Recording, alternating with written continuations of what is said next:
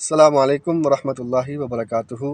آپ دیکھ رہے ہیں یوٹیوب چینل کے ایمو، میں ہوں کاشف محمود۔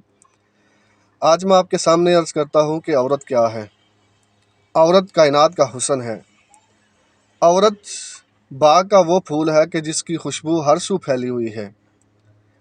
عورت وہ عظیم اور مقدس ہستی ہے کہ جس کے بطن سے انبیاء نے، اولیاء نے، اصفیاء نے، فقہاء نے، غوث، قطب، ابدال اور بہت سارے عظیم انسانوں نے جنم لیا سوائے حضرت آدم علیہ السلام کے۔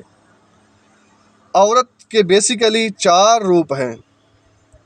نمبر 1 عورت بیٹی کے روپ میں، نمبر 2 عورت بہن کے روپ میں، نمبر 3 عورت بیوی کے روپ میں، اور نمبر 4 عورت ماں کے روپ میں۔ ان چاروں کی مثال میں آپ کے سامنے عرض کرتا ہوں کہ عورت ہر روپ میں ہی بے مثال ہے، ہر روپ میں ہی باعث خیر و برکت ہے۔ تو سامعین، عورت اگر بیٹی کے روپ میں آئے تو یہ اللہ کی رحمت ہوتی ہے، اللہ کی رحمت بن کے آتی ہے۔ زمانہ جاہلیت میں جب کسی کے ہاں بیٹی پیدا ہوتی تو وہ شخص اس کو زندہ ہی درگور کر دیتا، زندہ قتل کر دیتا، زندہ ہی مار دیتا۔ قرآن اس چیز کا گواہ ہے۔ وَإِذَا الْمَوْءُودَةُ سُئِلَتْ بِأَيِّ ذَنبٍ قُتِلَتْ۔ زمانہ جاہلیت میں جب کسی کے ہاں بیٹی پیدا ہوتی تو وہ اس کو اپنے آپ کے لیے، اپنے معاشرے کے لیے شرمندگی کا باعث سمجھتا۔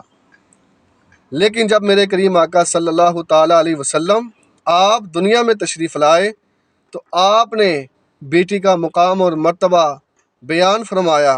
آپ نے فرمایا فاطمہ بضعۃ منی فمن اغضبها اغضبنی فمن احبها احبنی۔ فرمایا لوگو، بیٹی تو میری جان کا حصہ ہے، میری فاطمہ میرے جگر کا ٹکڑا ہے۔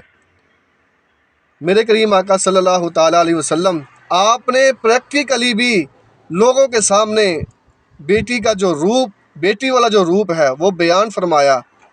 جب بھی حضرت سیدہ فاطمہ الزہرا سلام اللہ علیہا آپ میرے آقا کی بارگاہ میں تشریف لاتی تو میرے کریم آقا صلی اللہ تعالیٰ علیہ وسلم آپ کھڑے ہو کے اپنی بیٹی کا استقبال کیا کرتے تھے، کھڑے ہو کے اپنی بیٹی کا، سیدہ پاک کا آپ استقبال کرتے، آپ ان کے ماتھے پر بوسہ دیتے۔